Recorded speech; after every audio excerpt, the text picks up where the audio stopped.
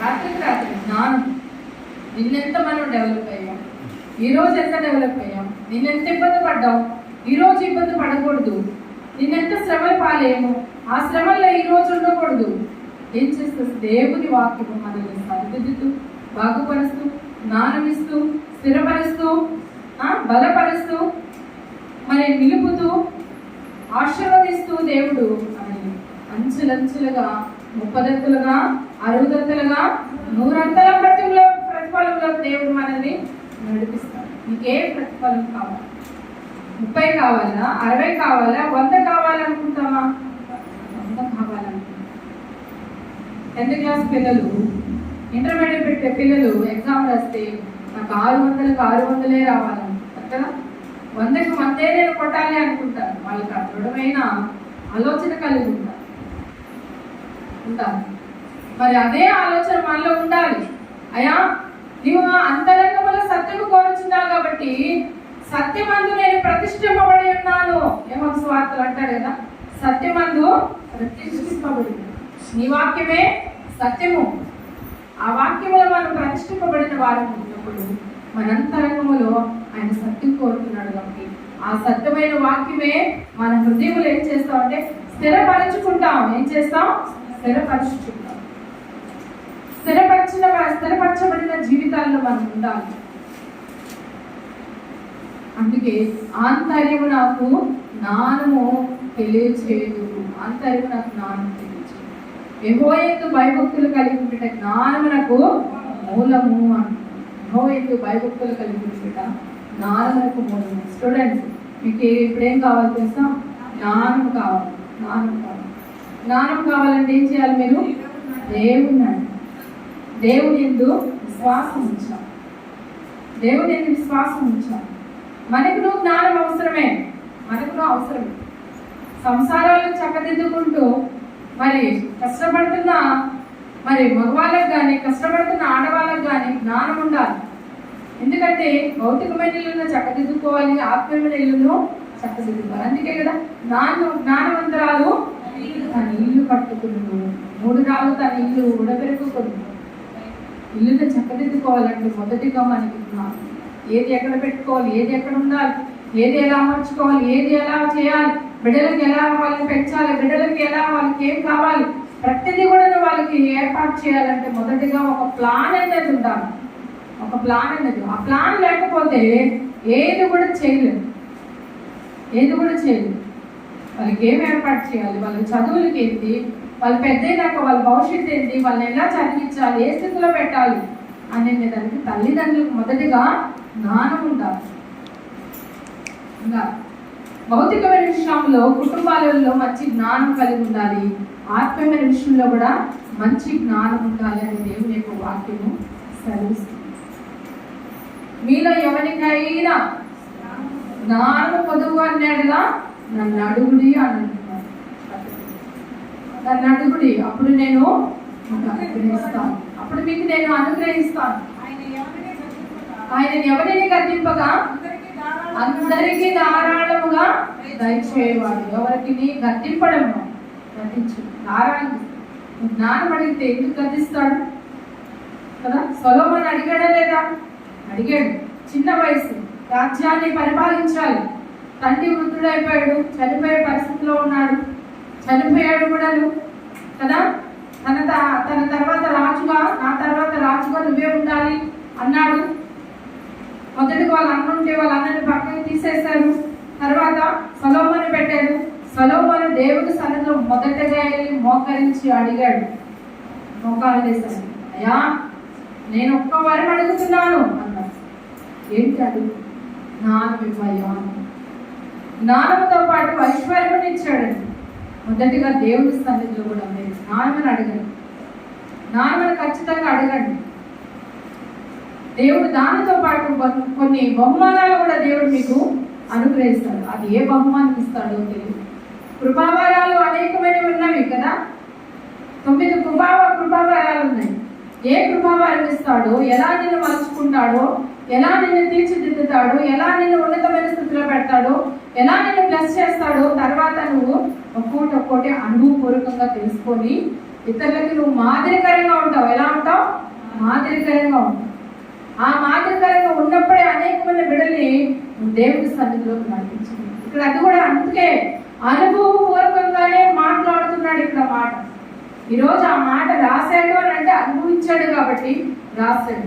ఈరోజు ఆ మాట మనం చదువుకొని ఈరోజు చెప్పుతున్నాం, మనం వింటున్నాం.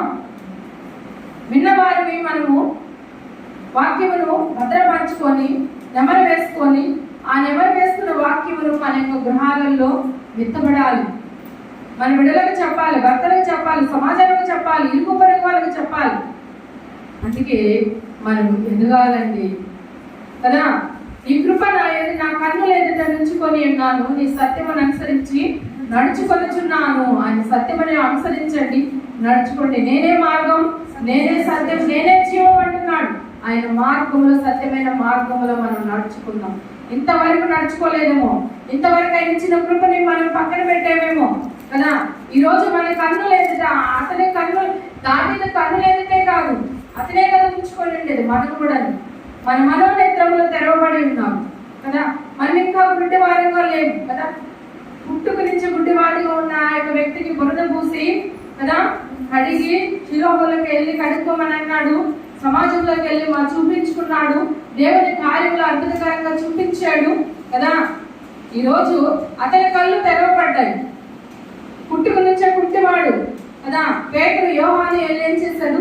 మా దగ్గర వెండి బంగారములు లేవు కదా, ధన ధాన్యములు లేవు, మాకు కలిగినదే మీకు ఇస్తున్నాం, మాకు కలిగినదే ఇస్తున్నాం.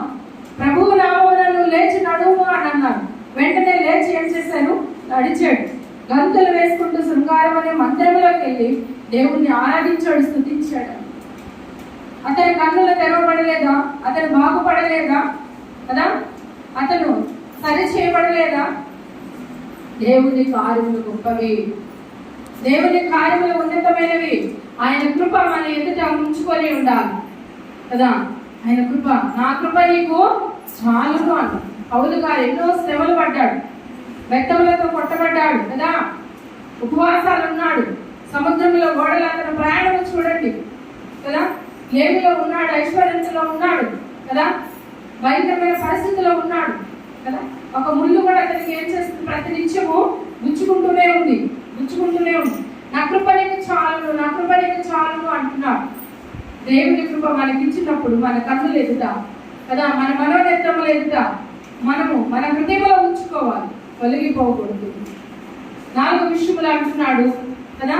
పనికి మాలిన వారితో నేను సాంగత్యము చేయను, వేషధారులతో పొందు చేయను అంటున్నాం. చూడండి, పనికి మాలిన వారితో సాంగత్యము చేయను అంటున్నాం. ఎవరితో మనం స్నేహం చేయాలి, ఎవరితో మనము మరి ఎలా ఉండాలి, ఎవరితో ఎలా మాట్లాడాలో అనేది కూడా మనం ఆలోచన చేయాలి. ఎవరి పిల్లలు మీరే బహు జాగ్రత్తగా ఉండాలి కదా. ఎవరైనా బహు జాగ్రత్తగా ఉండాలి. ఎదుగుచున్నావు ఎవరి పిల్లలు ఇంకా బహు జాగ్రత్తగా ఉండాలి. కాలములు బాగలేవు, దినములు బాగలేవు కదా. చిన్నతనంలోనే వాళ్ళు ఎలాంటి ప్రవర్తనతో వాళ్ళు మెలుగుతున్నారు కదా, వాళ్ళు ఎలా పెరుగుతున్నారు. తల్లిదండ్రులుగా ప్రతి ఒక్కరు మనం గమనించాలి. పెద్ద పిల్లలు, పెద్ద వాళ్ళు మాట్లాడుకునే మాటలు చిన్న పిల్లల నోట్లో నుంచి వస్తున్నాయి. మొన్న ఈ సందులో నుంచి మేము వస్తా ఉంటే పిల్లలు అంటున్నాడు, ఆ అమ్మాయి లవర్ ఇలా మాట్లాడుకుంటున్నాడు అన్నాను. ఇద్దరు మేము బైక్లో వస్తున్నాం, నేను అనిల్ బ్రదర్ వస్తున్నా శనివారము. ఆ అమ్మాయి లవర్ ఇట్లా మాట్లాడుకుంటున్నాడు, అమ్మాయి లవర్ తెలిస్తే ఏమంటాడు అంటే వాళ్ళ వయసు ఎంత, వాళ్ళు మాట్లాడుకునే తీరు ఎట్లా ఉంది చూడండి, ఎలా ఉందో చూడండి. మన బిడ్డల పెంపకము ఎలా ఉందో మనం గమనించాలి. వాళ్ళ మాటలు ఎలా ఉన్నాయో గమనించాలి, వాళ్ళ చూపులు ఎలా ఉన్నాయో గమనించాలి, వాళ్ళ తీరు ఎలా ఉందో గమనించాలి. అందుకే ఇక్కడ పనికి మాలిన వారితో సాంగత్యము చేయను అంటున్నారు. మన పిల్లలు ఎవరితో స్నేహం చేస్తున్నారు, స్కూల్కి వెళితే, కాలేజీలకు వెళితే ఎవరితో స్నేహం చేస్తున్నారో గమనించాలి. మనం కూడాను మనం గ్రామాల్లో ఉంటున్నా, పట్టణాల్లో ఉంటున్నా కదా, ఎక్కడుంటున్నా కూడా మనం ఎవరితో మాట్లాడాలి, ఎంతవరకు మాట్లాడాలి, ఎంతవరకు మనము మన యొక్క పరిస్థితులు ఉండాలి అనేది కూడా గమనించాలి. ప్రియా దేవుని యొక్క పిల్లలు కదా. పనికి మాలిన వారితో సాంగత్యం. ఎవరితో సాంగత్యం చేయాలి? అపోస్తుల కార్యంలో ఒక మాట మనం చూద్దామండి. 2వ అధ్యాయము